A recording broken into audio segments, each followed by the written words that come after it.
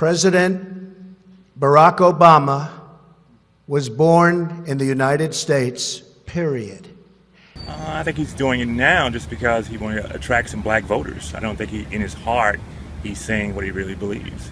I think a lot of people with mindsets similar to Trump's don't believe that Obama is their president. I think just because of his African-American heritage. He says whatever he thinks he should say, what he's directed by his team to say, to make him seem like a better human that we should all vote for. And he's so irrelevant and ignorant, and I just don't care for anything that he says.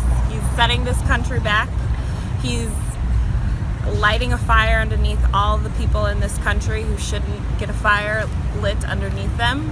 I feel like if we're the United States of America, we should be united instead of working so hard to divide our country. I think if it took him 5 years to make up his mind about it, that it really doesn't matter now, because he's just trying to clean up some of his lies that he's told all of this election period.